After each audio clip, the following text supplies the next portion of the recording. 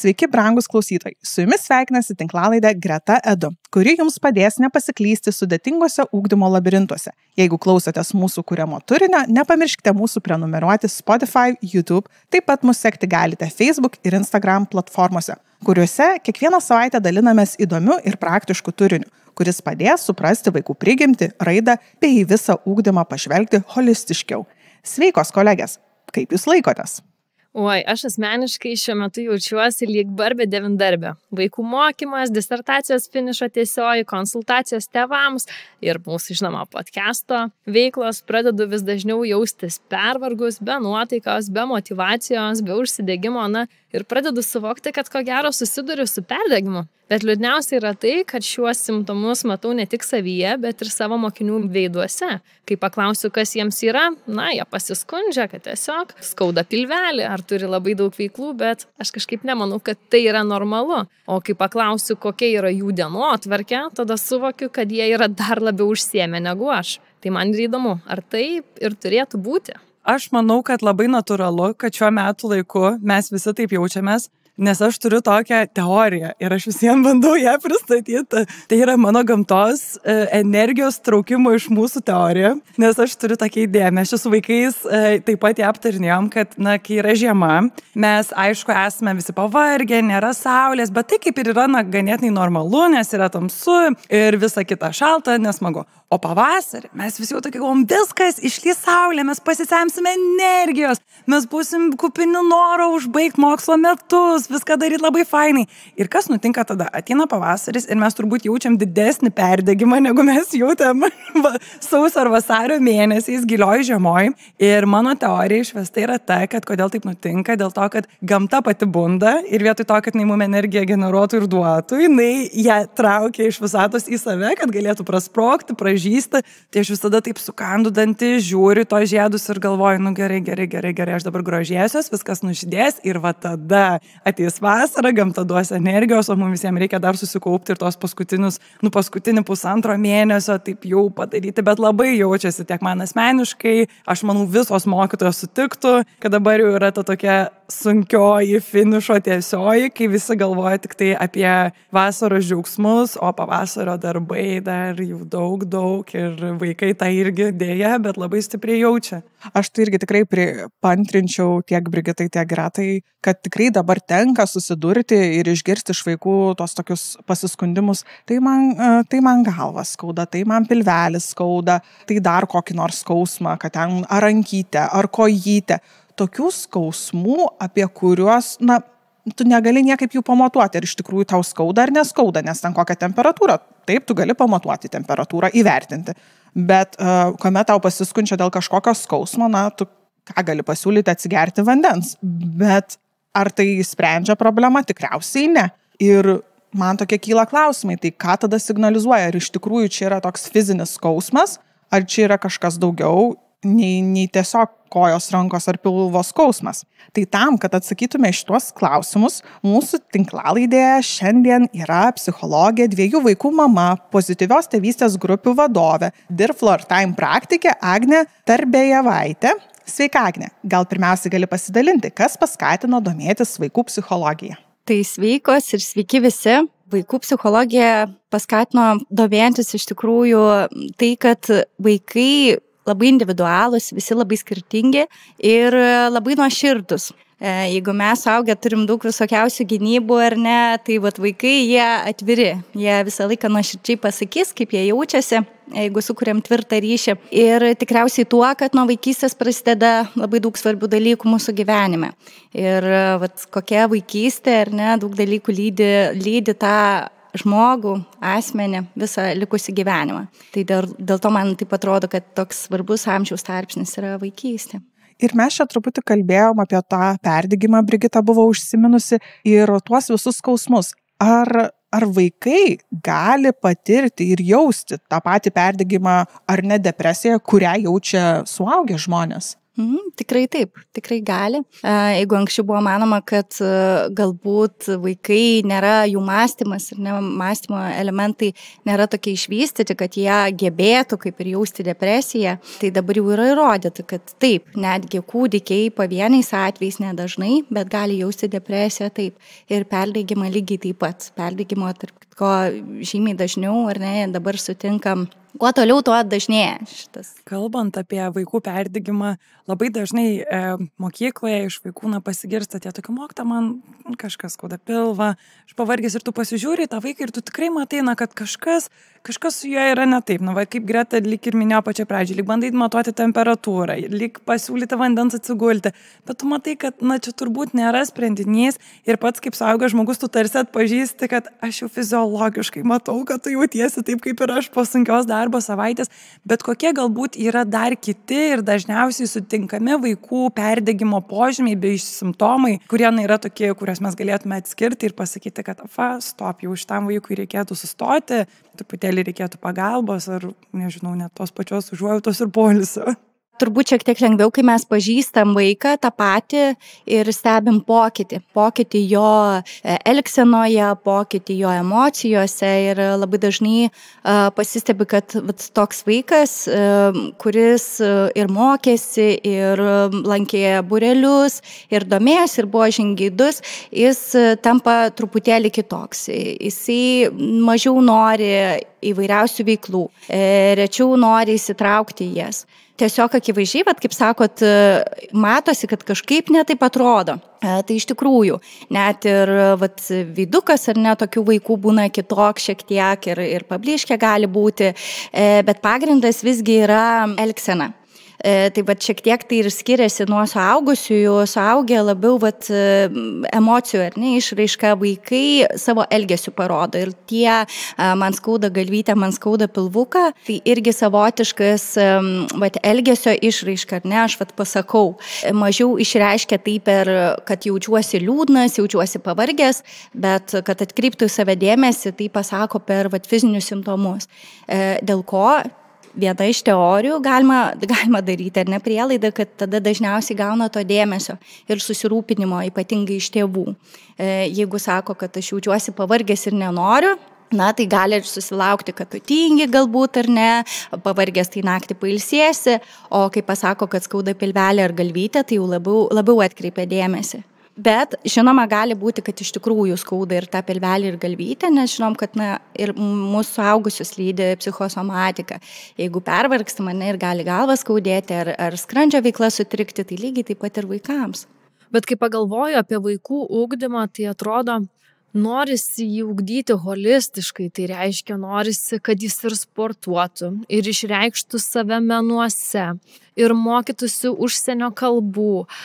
Juk mes kiekvienas norime, kad mūsų vaikai užaugtų talentais, o šalia to dar žinome ir geri akademiniai pasiekimai, nes gal norės netyčiai kokį Harvardą įstoti, juk neužkirsime kelio, ar ne? Ir ar nebūna kartais taip, kad tėvai su savo gerais norais pridaro labai daug žalos? Kaip nubrėžti sveiką ribą tarp svajonių išugdyti tobulą vaiką ir jį sudeginti tame kelyje?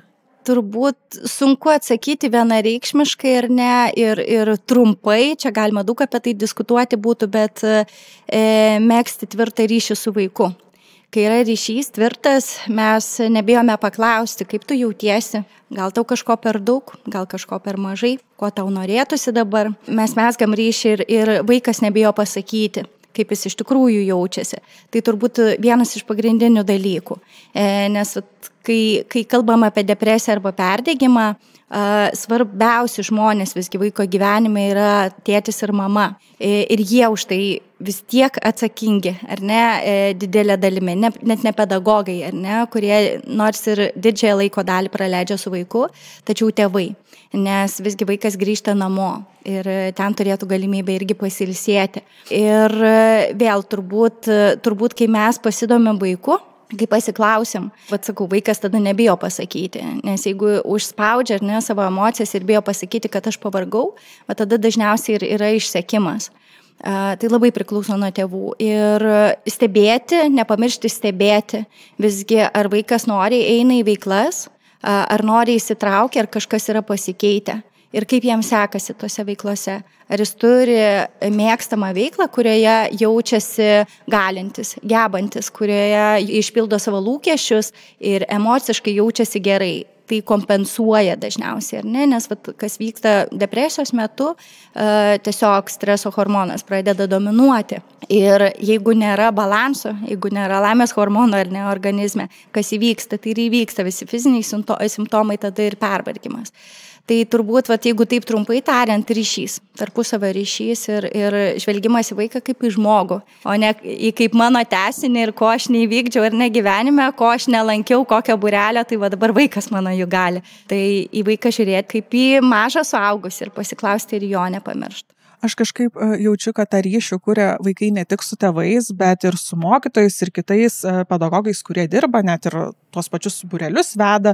Ir man pačiai kaip logopedai irgi tenka pastebėti, pavyzdžiui, kad užsiėmimo pasidaro sunku eiti. Galbūt kartais net pradeda verkti prieš užsiėmimą, nors paskui atrodo mes pradedam kalbėti, bendrauti, tas santykis sušyla ir mes pradedam darbuotis ir jis visai lengvai visas tas veiklas įvykdo. Bet aš kažkaip galvoju apie mokytojus ir specialistus, kaip mums atkoduoti, kada tai yra perdegimas, ar tai yra galbūt kažkokio laikino streso simptomai, nes vis tiek mokytojai tikrai labai didelę laiko dalį dienos praleidžia su savo mokiniais ir tikrai juos pažįsta kiekvieną labai nuodugniai ir jų tuos elgesio pokyčius irgi gali labai gerai pastebėti ir pamatyti, tai ką reikėtų mokytojui atkreipti dėmesį ir kada informuoti tėvus, kad tai yra kažkas, jau tai yra perdegimas, kad mes matom kažkokius pokyčius. Tikriausiai svarbiausias elementas yra trukmė, kiek laiko tai tęsiasi. Taip yra atskiriama, ne? Ar tai toks įprastinis stresas ir įtampa, kurios tikrai nemažai ne tik suaugusių, bet ir vaikų gyvenime, nes reikia ir dar lūkesčius atitikti tiek tėvų, tiek pedagogų, tiek būrelių vadovų.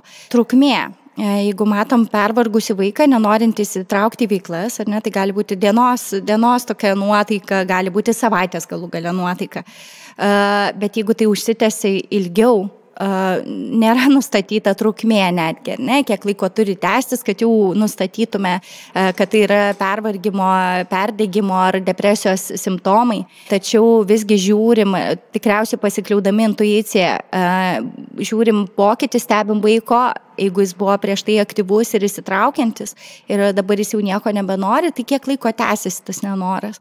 Ar į kažkokias veiklas visgi įsitraukia ir nuo ko tai priklauso. Tai sakau, tokia trukmė, svarbiausias vienas iš tų dalykų. Ir ar vaikas, tarkim, paskui, kai jis pailsi, ateina savaitgalis ir vaikas pailsi, ar jis po to jaučiasi geriau. Jeigu jis turi, žinoma, galimybę pailsėti. Tai nes jeigu yra depresija arba perdegimas, vaikui neužtenka išmiegoti naktį, kad jis jaustųsi pailsėjęs. Paprastai tai užsitęsia. Ir paprastai jis kiekvieną dieną iš dienos atkeliauja pavargęs nuolatos. Aišku, keičiasi ir veidukas. Paprastai, kiek aš stebiu ar ne, tada tie vaikučiai būna tokie ir pabalę, ir tokie pajuodę, ir apetitas sumažėjęs, ir žinoma, kad naktinis miegas kartais net išsiderina ir dar užsimesga toks kaip ir ratas, ne, jis pavargęs, dar ir naktį neišsimiega dėl to, kad jis pervargęs ir tada užsitęsia tas ilgai. Tai turbūt tai yra atskirti, ne, ar vaikas atsigauna, atsikvėpęs, ar jis ir toliau pervargęs. O ar vaikų depresija, ar tai yra užsitęsęs perdegimas? Kaip mums palyginti tą ribą, kiek tai laiko trunka, pavyzdžiui, perdegimas arba depresija? Kaip tai atskirti? Ne, nebūtinai depresija yra užsitęsęs pervargimas, tikrai nebūtinai, nes depresijos priežasčių yra ir kitokių daugiau, pavyzdžiui, ar ne, prieraišumo kažkokios traumos, kiti trauminiai įvykiai vaiko gyvenimą, įvairiausi dalykai tikrai nebūtinai tik perdegimo užsitęsimas. Kaip atskirti, šiek tiek sudėtingiau, galbūt tai ne vien mano sfera, ar ne, tai yra labiau vaikų psichiatrų sfera atskirti šitus dalykus.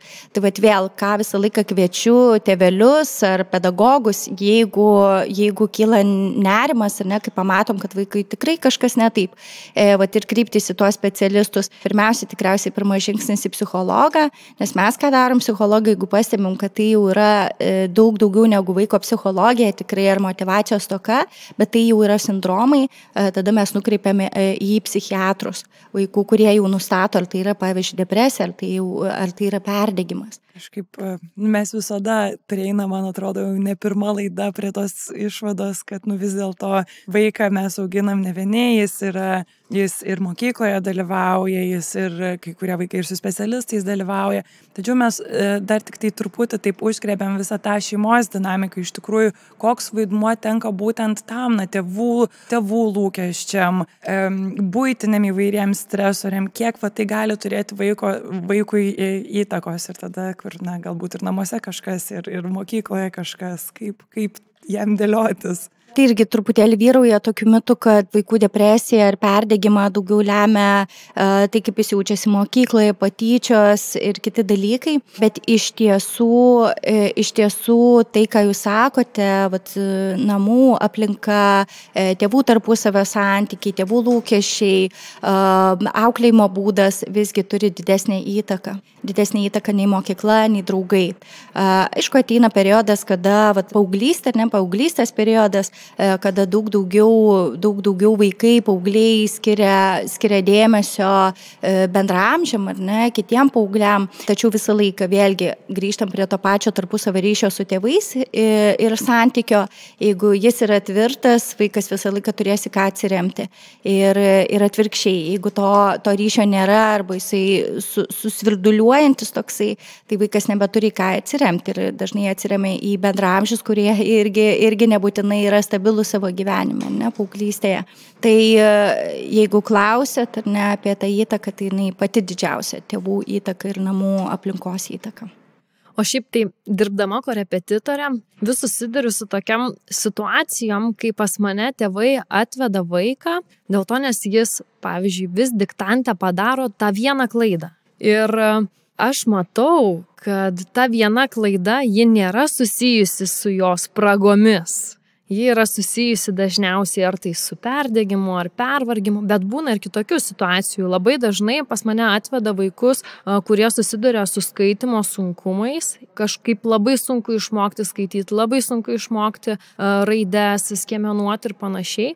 Bet kai reikia sėsti ir mokytis, aš matau, kad tas vaikas, jis nenustygsta vietoje, o kai pradedu kalbėtis apie gyvenimą, paaiškėja, kad tai tėvai skiriasi. Vieną savaitę pas tėtį, kitą savaitę pas mamą, dar kitą savaitę pas močiutę, kiekvieną savaitę jaučiasi skirtumas tarp to atvedamo vaiko. Gal jūs galite iš tos psichologinės perspektyvos paaiškinti, tai kokią įtaką vaiko mokymosi rezultatams lemia jo psichinė sveikata ir gerovė? Vien jau ar nepasidomėtume mokymosi piramidę, kaip mes žinom, sveiko maisto piramidę, ką galima valgyti, kiek reikia valgyti, tai lygiai taip pat yra ir mokymosi piramidė. Tai intelektas ir mokymosi rezultatai yra pačioje viršūnėje, ką vaikas turi pasiekti ir gali pasiekti tada, kada jis jaučiasi ir emociškai gerai, ir yra dėmesingas, ir visos kitos jo kūno sistemos, ar ne, ir sensorika yra stabili. Jeigu to nėra, tai žymiai sunkiau vaikui išmokti. Net ir tas pats dėmesys, ar ne, kuris irgi yra dėmesio sutrikimai, yra vienas iš tų dalykų, tų netgi klausit, kokie simptomai, kokie dalykai rodo, ne, perdegimai ir depresija, tai irgi gali būti dėmesio stoka. Tai vienas iš tų depresijos, ar ne, ar net ir to pačio perdegimo yra dėmesio sutrikimai. Ir kai sakot apie tą vieną daromą klaidą, tai jinai gali irgi būti dėl to pervargimo. Ir jeigu vaikas nesutelkia dėmesio, kas tai yra, tai mes žinom, kad jisai ir ne viską girdi, kas vyksta, ar ne, pamokoj, pavyzdžiui, kas vyksta ir kažkokiam papildomam ugdyme, jis neišgirsta visko ir jis tuo tarpu žinoma, kad ir neišmoksta. negali paskui rezultatų parodyti atitinkamų. Tai tikrai taip ir emocinė būsena. Vėlgi, tai yra visiškai tarpusavį susiję dalykai. Jeigu vaikas jaučia stresą, streso hormonai, jie tiesiog blokuoja dėmesio sutelkimą ir vaikas neišmoksta. Ar netgi atsiskaitimo metu jis gali mokėti ir pasakyti, kai yra rami aplinka, o kai yra stresas ir įtampa, jis pradeda galvoti, pradeda suktis mintis, ką čia dabar mama pasakys, gal vėl padarysiu tą klaidą, ar ką tėtis pasakys, jis jaučia didžiulę įtampą ir dėl tos įtampos tiesiog gali neparodyti tų rezultatų, kokių jis galbūt net ir turi viduje, neatskleidžia. Tartum dėl tos įtampos jis užblokuoja visą informaciją, kurią turi sukaupęs, nesvarbu, kad galbūt gali net prašyti ar klausti tų dalykų, kuriuos jis puikiai žino ir moka, bet tiesiog dėl patiriamos įtampos jis negali pasiekti tos informacijos. Ir man labai įdomu, nes iš tikrųjų matau, kad dabar vaikai yra apkrauti begalę daug skirtingų veiklų, būrelių, ir mokyklos veiklos, pamokos, ir paskui neformalus ugdymas. Tai koks turėtų būti, nežinau, tas labai subalansuotas ugdymas, kad tų būrelių skaičius galbūt, koks turėtų būti santykis tarp poilsio ir būrelių? Geras klausimas, toks recepto visą laiką norisi, ar ne? Iš tikrųjų, tai aš mėgstu tą suaugusiam taisyklę, 8 valandas poilsio, 8 valandas miego ir 8 valandas darbo. Aišku, mes jas net suaugę neišlaikom, bet reikia prisiminti, kad mūsų suaugusių psichinė būklė, ar ne, nervinė sistema yra stabilesnė. Jinai nėra tokia jautri kaip vaikų. Reikia šito nepamiršti. Ir tada turbūt, kai klausit, kas yra sveikas balansas, tai turbūt savęs paklausti, kiek mano vaikas laiko praleidžia mokykloje, kiek būreliuose ir paklausti tokias svarbus klausimą, kiek jis turi laiko pabūti su savim. Pavyzdžiui, ramiai pažaisti, žiūrint, koks vaiko amžius, ar pabendrauti tiesiog ramiai, ne kažkokioj formalioje aplinkoje su vaikais kitais. Ir dar vienas svarbus momentas yra judesys ir grynas oras. Tai yra be galo svarbu ir teko lankytis Belgijoje, kur kalbėjom apie tą psichinę sveikatą Europos kontekstų ir labai pabrėžė fizinį judėjimą vaikų, tačiau ne tik būrelius, kur vaikui sustiguojama, kur ką turi padaryti ir kokių rezultatų pasiekti ir kaip varžybose gerai sudalyvauti, bet ir tiesiog paprasto laisvo judėjimo, kuris yra be galo svarbus, ypač gryname ore. Tai šito ir paklausti savęs, kiek aš išlaikau tą balansą su savo vaikais. O kokios pasekmės yra to ilgo perdegimo, nuolatinio streso, įtampos, tame ne tik vaikystės kontekste, bet paskui ir paauglystės ir jaunystės, ar ne? Kaip toliau vystosi žmogus, kuris nuo pat vaikystės buvo šitiek apkrautas? Žinot, toks yra mums tėvam tokia baimė, kad tuo periodu, kada vaikas imliausias, kažko nesuteiksim, kažko neparodysim, kažkokios krypties, kažkokio kelio. Tačiau intelektas, kai vaikas mokosi mokyklai, kai gauna tas žinias, jisai nenukenčia, jo raida nenukenčia. Jeigu vaikas jaučiasi gerai, emociškai gerai, jisai pakankamai pailsi, nes miegas be galo svarbus aplamai informacija, ne, kad jinai nukeliautų ten, kur reikia, kad jinai nukeliautų ilgalaikę atmintį. Ir išlaikyti tą balansą užtat labai svarbu.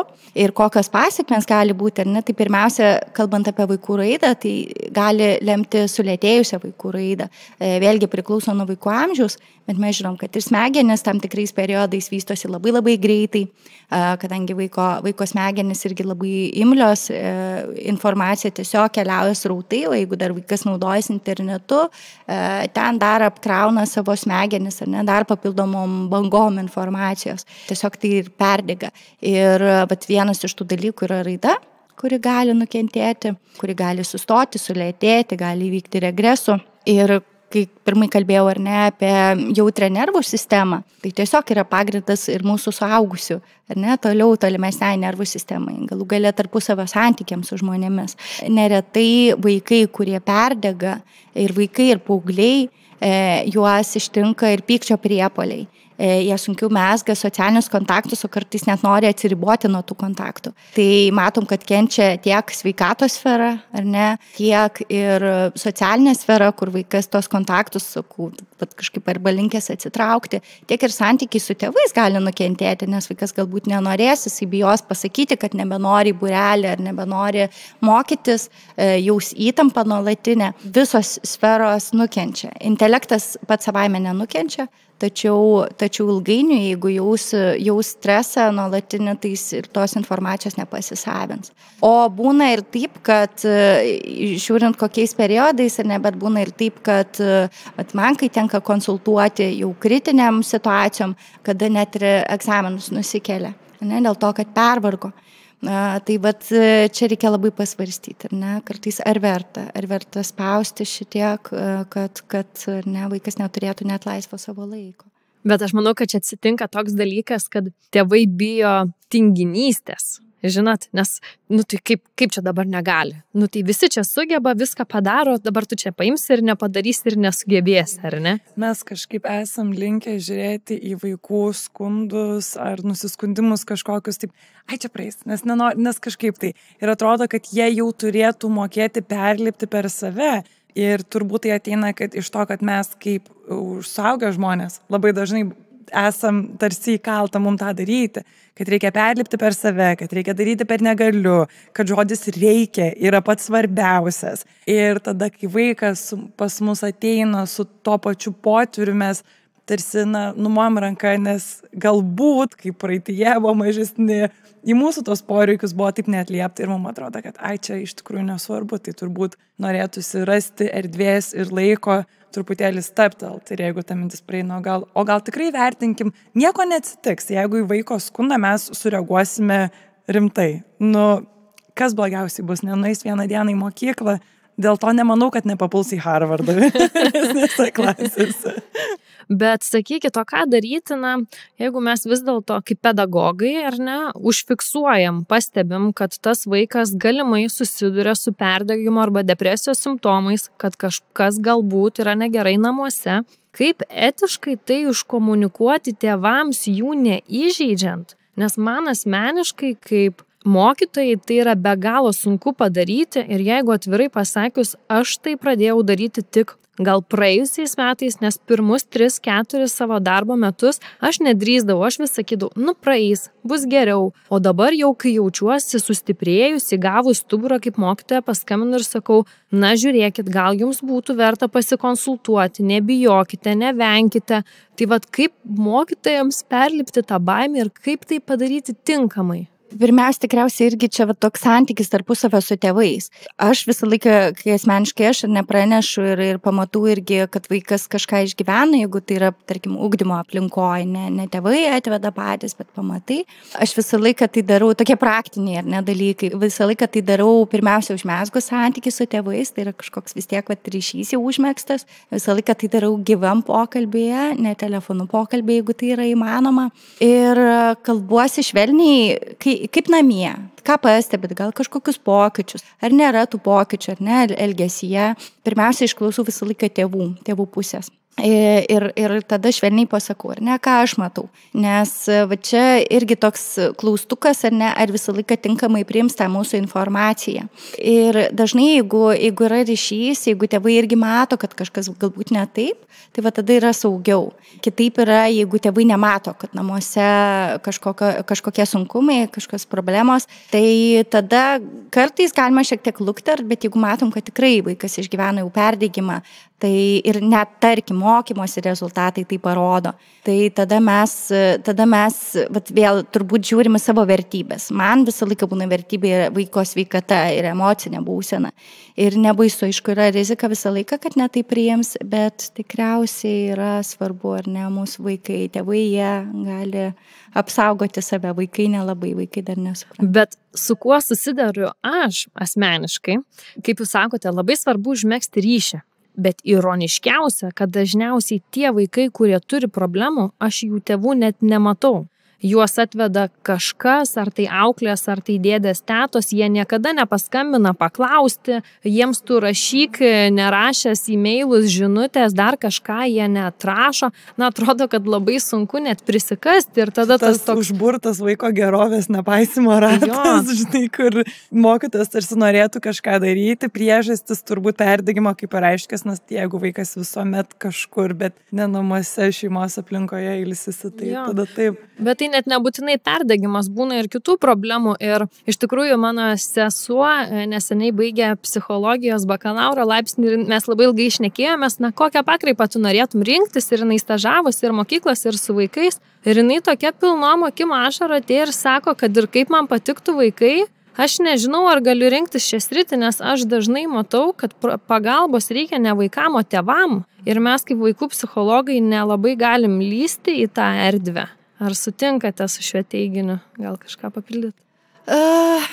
Iš dalies, vat jeigu tai yra išimtinai mokyklos psichologas, ne, tai taip, gal iš dalies ir negalim labai pereiti prie tėvų konsultavimo, nors iš kitos pusės yra visokiausių programų, aš ir pati vedu steptėvystės grupės ir va tokiu būdu prieini kartais prie tėvų ir vis tiek tai yra konsultavimas, pakvietimas tėvų konsultuoti, bet tai, ką jūs sakot, tai, sakyčiau, yra apleistumas, vaiko apleistumas. Mes apie tai nebijokim kalbėti, nes apleistumą kartais mes matom šiek tiek kitaip, kaip nepriežiūra, kaip kažkokį, tarkim, neturi ką apsirengti ir panašiai, bet iš tikrųjų apleistumas yra ir tai, ką jūs sakot, kad net nematom kartais tų tėvų, kurie rūpintųsi, ne, kurie labai ilgai dirba ir mažiau atkreipia dėmesį į vaiko poreikius. Tai ir kai sakot ironiška, tai manau, kad ne. Manau, kad kaip tik tai ir yra, tai kad jeigu mes negalim užmegzti ryšio, tai kada vaikas užmegzta ryšį irgi su tėvais.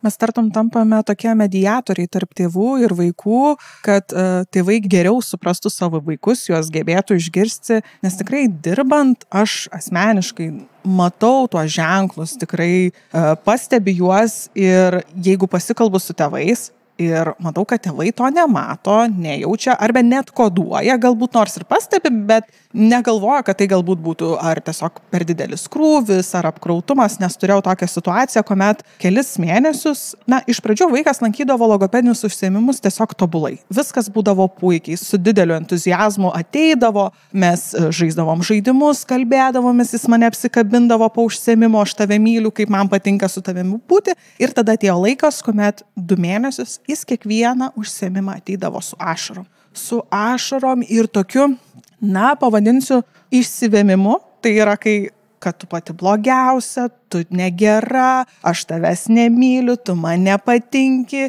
Ir kuomet klausiu, ką tu turi omenyje, sakydamas, kad aš negera. Kur kažkur aš suklydau, gal kažką netai pasakiau, gal tave įžeidžiau. Ir kai prašai atkoduoti, negeba atkoduoti tų ženklų, nes tada tai pradedi galvoti, galbūt tai nėra apie mane, galbūt tai yra apie juos labiau ir toksai man ženklas, kad aš turiu pasikalbėti su tėvais. Tai, ką jūs sakot, ar ne, tai ir yra tie truputėlį skirtumai.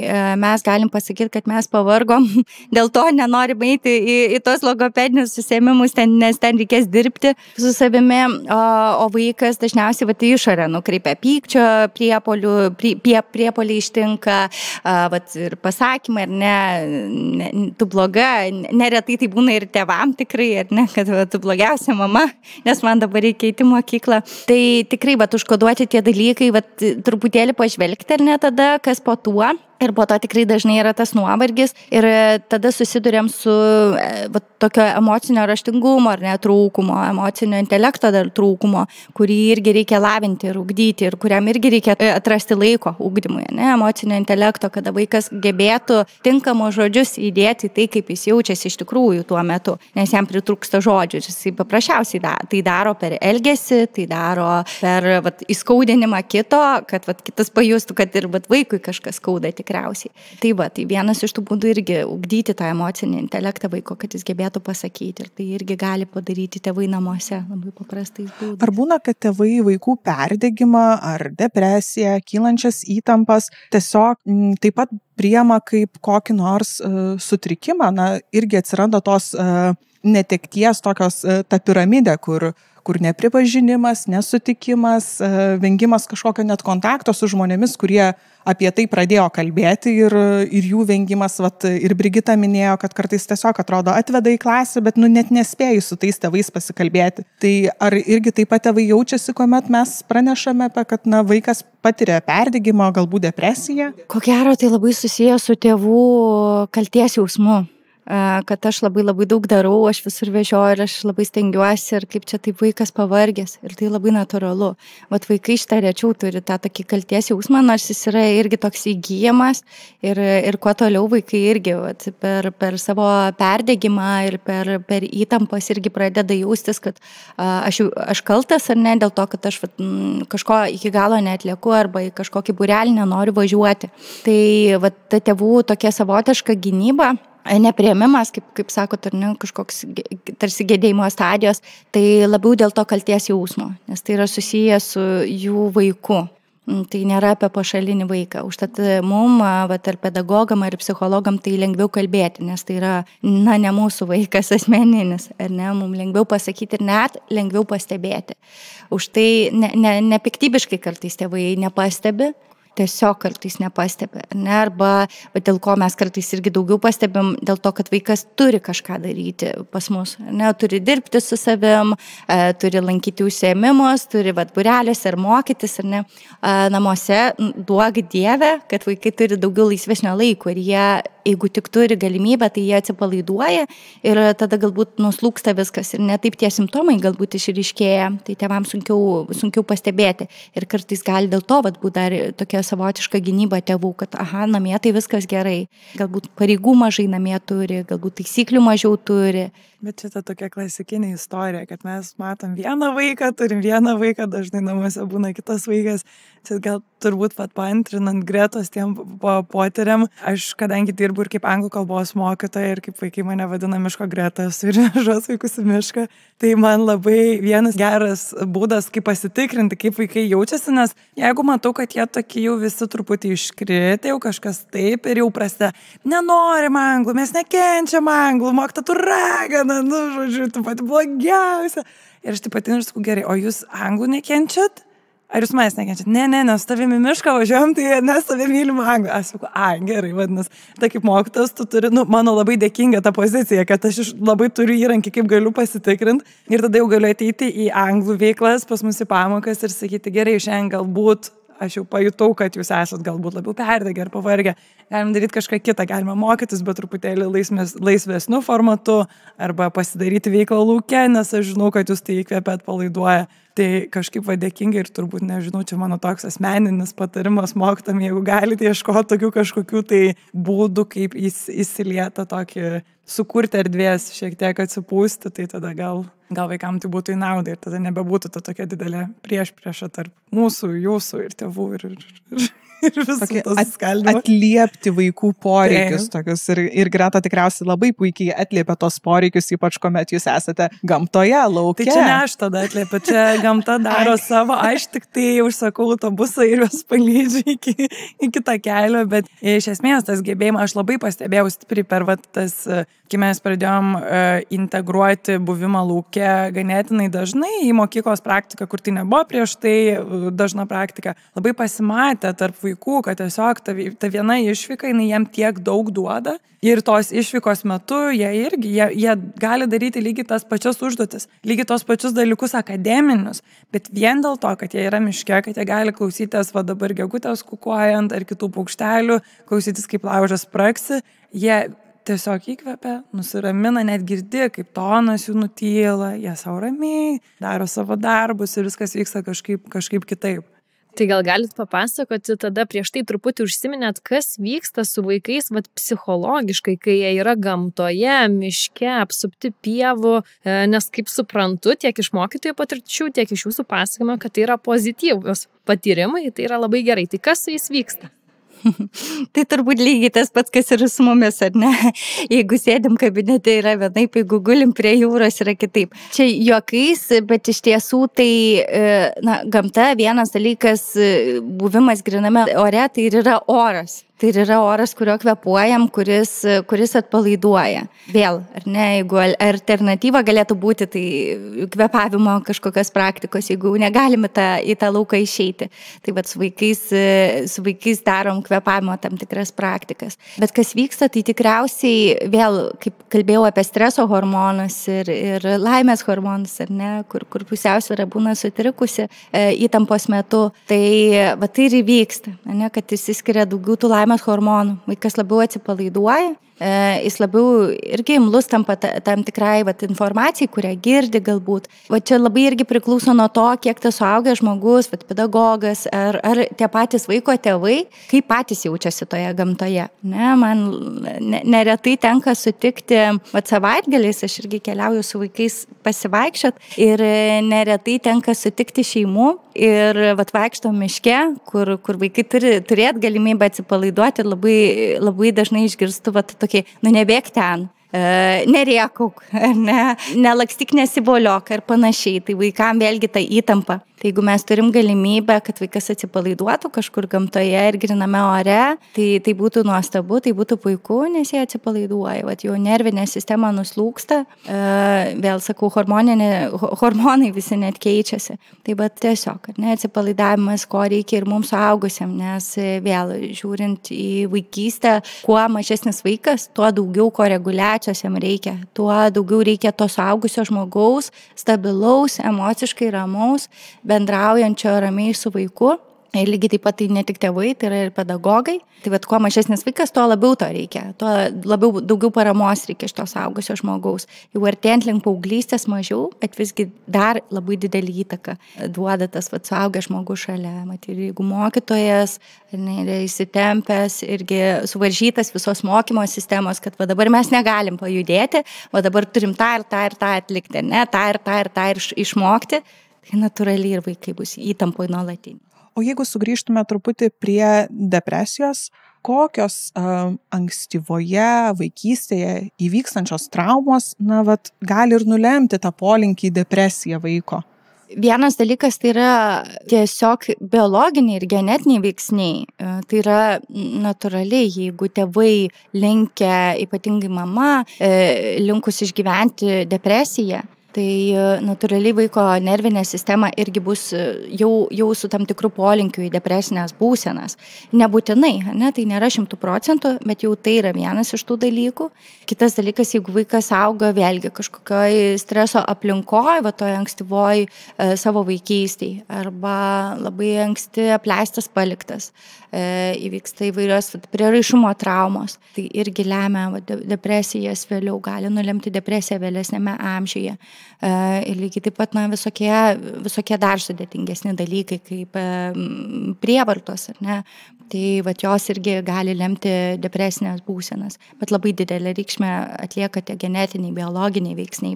Ar mokytojai turėtų būti informuoti, kad vaikui yra galbūt įtariama arba jau nustatyta depresija ir kaip mokytojai dirbti su tokia žinia? Ar reikia kažkokių specialaus pasiruošimo, žinių tam? Iš tikrųjų, man nedaug teko sutikti mažesnių vaikų, kuriuom diagnozuota depresija. Iš tiesų labiau linkę paaugliukų tėvai, jie labiau linkę keliauti pas psichiatrus, gauti kažkokią diagnozę ir tai yra irgi dažnai susijęs su didėjančiu krūviu mokykloje. Kai pamato, kad jau vaikas nebepakelia to krūvio, sunkiai ruošiasi, tarkim, atsiskaitinamams ir egzaminams. Klausėt, ar pranešti, tai būtinai, nes tikrai, kartais net ir būna namų mokymas paskiriamas. Jeigu vaikui tikrai yra jau blogai, jau taip blogai, kad jisai neturi energijos, tarkim, jeigu naktinis miegas sutrikęs, tai kartais net būna taip, kad paskiria namų mokymą. Ir mokytojam būtinai reikia pranešti, net ir jeigu vaikas eina į tą mokyklą, kad galbūt mažiau spaudimo būtų, galbūt, o tikrai mažiau kritikos būtų vaiko atžvilgiu. Pranešti apie tai, kad gali būti sulėtėjęs vaiko tempas, kad vaikas neišgyventų ar ne kažkokio komplekso, kad jisai per atsiskaitimą nesuspėja visko padaryti, jis galbūt parašo tik pusę teksto. Tai būtinai pranešti vienareikšmiškai, pasikalbėti su mokytojais. Aišku, tikintis, kad jie neeskaluos ar ne kažkaip tai yra vis tiek anonimiški dalykai tokie. O kur tėvams reikėtų kreiptis, jeigu jie įtaria, kad jų vaikas susiduria su depresija arba perdegimu, ar tai šeimos gydytoja, kaip tai vyksta? Pirmiausia, visgi dažniausiai atkeliauja pas psichologus, vaikų psichologus arba psichoterapeutus. Ir tada mes stebim, ar ne? Ar tai yra tokia eilė simptomų, kurie gali pranašauti apie depresiją arba perdegimą, ar tai yra tiesiog psichologiniai dalykai, motyvacijos stoka, santykiai tarpusavio, kuriuos galima tik tai psichologinėmis intervencijomis ar pokalbiais su tėvais, ar ne, ir visais kitais dalykais, ar ne, nugalėti, padėti tam vaikui. Jeigu jau pastebim, tada psichologas, jeigu jis pastebi, kad jau yra ta eilė simptomų, kur ne tik psichologinė pagalba reikalinga, bet galbūt ir medikamentinė pagalba, tada jau nukreipiamas vaikas pas psichiatrą. Tai tada ir vyksta tas kompleksinis darbas. Nėra pirmas kelias ar ne medikamentai, bet kokiame sutrikime, ne kas susijęs su psichologija ir nervų sistema yra pirmiausia psichologai. Bet o ką daryti? Jeigu dabar aš klausau šitą laidą, esu mama ir suvokiu, kad galbūt aš jau, sutraubavau tą vaiką, sulaužiau, gal jisai turi problemų kažkokių, gal jisai susiduria su perdegimu. Jau yra, jau aš pridirbau čia, perspaudžiau, jau matau, kad išbalęs laksto, visur nesikalba su manim tas vaikas. Ar viskas, ar jau šita situacija nebepataisoma? Ką man daryti, ar jau per vėlu? Niekada nebūna vėlu. Aišku, geriausia ir nepastebėti, visą laiką stebėti tą savo vaiką, dėl to ir sakau, turim mažą vaiką ir nuolatos nestebim, pakalbinam, pasikalbam patys, pasidalinam apie savo dieną ir kai sauga jo nepaleidžiam, ne, jis tegu pats mus paleidžia, bet ne mes jį, kai sakau, visą laiką tas mamos rankos turi būti ištiestas, ne, priglaudžiam tada, kada prireikia, paleidžiam tada, kada jis pats nori, bet iš esmės tai labai dažnai tėveliai pirmiausia, net ir aš, kai tėvai paskambina konsultuotis, visą laiką pasikviečiu tėvus. Labai gerai, kai ateina abu tėvai. Niekada nekalbam apie vaiko problemas, rūpesčius prie vaiko. Tai yra tolimesni ar ne susitikimai, bet būna dažnai ir taip, kad tik su tėvais pokalbiuose mes labai daug dalykų išsprendžiam. Nes būna, kad daro įvairiausių klaidų, kur galbūt kažką ištaisę, jie tiesiog tą santykį atstatys ir vaikas kitaip jausis, kitaip elgsis. Tai visgi pirmiausia yra tos konsultacijos, ar ne, psichologinės. Atkeliaujam, jeigu kyla neramumas, atkeliaujam ir pasikalbam. Tikrai nereikia nieko bijoti, nes tai nėra, kaip sako, dar senais laikais bijodavo, čia bus įrašai kažkokie, dar kažkas. Tikrai ne. Ir dažnai tiesiog atkeliauja, ir aš kaip steptėvystės grupės vedu, tai tiesiog tėveliai žinių atkeliauja pasisemti. Tikrai visą laiką kviečiu tėvelius konsultuotis, kai yra neramu. Ir kai yra tik pati pradžia, aišku, to neramumo. Bet vėlų niekada nebus. Net ir paauglystėj kartais atkeliauja tėvai, kai jau ten atrodo viską žlugė, bet vis tiek įmanoma, nes vis tiek tiem vaikam vis tiek reikia tėvų. Ačiū Jums labai, Agne, už ypatingai šitas paskutinėsias mintis, kad vis dėlto niekada nėra vėlu, kad mes vaikui visuomet galime padėti ir kad, kaip Jūs taip gražiai pasakėt, kad mamos rankos visada turėtų būti ištiestos, aš manau, mokytojo ir specialisto rankos lygiai taip pat, ir besiklausydama šito mūsų pokalbio ir Jūsų minčių, man tai vis kirbėjo ta mintis, kad sukurkim vaikui tiesiog erdvės išsisakyti, pailsėti, pabūti, nuimt biškį tą gazą, kad nebelakstytume visi pastoviai įjungę 5 pavarą. Tai dėkoju Jums labai už pasidalintą savo mintis. Man tai po šio pokalbio kirba tokia mintis, kad geriausias būdas tiesiog ugdyti vaikus savo pavyzdžiu. Tai pirmiausia, patys būkime laimingi, išmokime atsipalaiduoti, raskime balansą tarp darbo ir tarp tikslų siekimo ir laisvalaikio ir atsipalaidavimo. Ir jeigu mes patys mėgausimės, būsime laimingi, galbūt ir tie vaikai, sekdami mūsų pavyzdžių, tokie išaugs. Ir žinoma, nebijokime kreiptis pagalbos. Aš tai išsinešu labai tokią gražią žinutę, kartu ir priminimą, tėvams ir savo kaip specialistui, kad reikia skirti laiko vaikui, jį išgirsti, atpažinti tam tikrus momentus. Tam reikia laiko, tam reikia ryšio. Niekas neatsiranda per naktį ir tai nėra taip galbūt natūralu ir prigimtiška galbūt viską pamatyti ir pastebėti. Tam reikia laiko atkoduoti, pastebėti, užmegzti santykį, sukurti jį ir tada, man atrodo, visiems būtų lengviau. Jeigu mes tiesiog kalbėtume, matytume savo vaiko toks, koks jis yra, o ne toks, kokį mes galbūt jį susikūrėm savo galvoje. Tai dar kartą noriu labai padėkoti Agne jums ir noriu taip pat padėkoti KTU už tai, kad mes galime čia įrašinėti savo tinklaladę ir beprotiškai didelė padėka yra mūsų garso fėjai Andželikai, be kurios jūs negirdėtumėt mūsų.